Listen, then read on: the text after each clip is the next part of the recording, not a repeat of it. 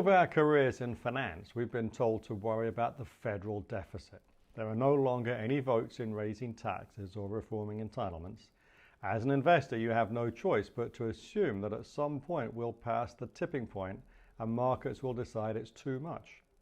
In the past couple of years, the Fed's efforts to contain inflation have inflicted more damage on our fiscal outlook. Higher interest rates are driving up the cost of financing our debt. It's quite striking to see how this has changed in a short time. The Congressional Budget Office, or CBO, makes long-term projections around the budget. In just 2 years, 2026, our interest expense will reach $1 trillion.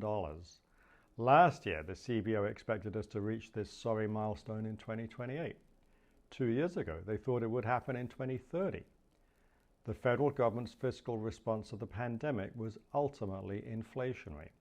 At the beginning of his presidency in 2021, Joe Biden oversaw $1.9 trillion in COVID stimulus.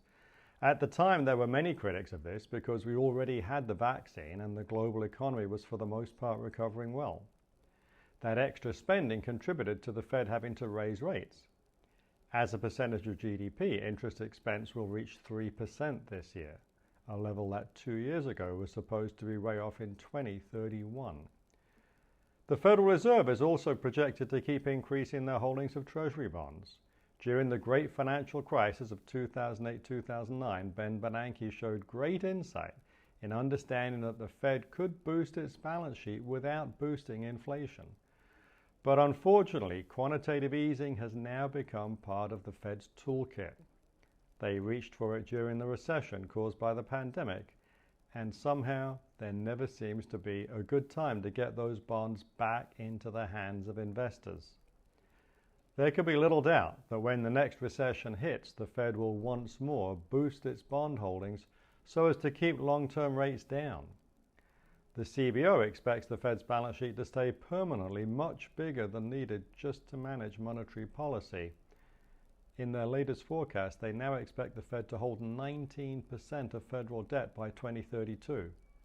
When the central bank permanently owns bonds for no other reason than to prevent rates from going up, that is monetization. It's a time-honored technique countries have used for centuries when they've borrowed too much. Nobody knows when the US debt crisis will hit, but nobody should be comfortable that we'll avoid it. Every investor needs to be prepared for inflation. We believe real assets, including midstream energy infrastructure, which owns oil and gas pipelines, storage facilities, fractionation plants, and liquefied natural gas export terminals, is one of the best ways to protect against US inflation consistently above the Fed's 2% target. If you're interested in learning more about the energy sector and interest rates, then don't forget to subscribe and follow us on LinkedIn and Twitter. Our handles are in the description box below.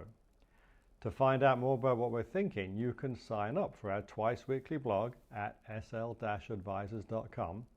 We always love to hear from you, so if you have any comments or blog ideas, please leave them down below. I'm Simon Lack. Thank you for watching this video.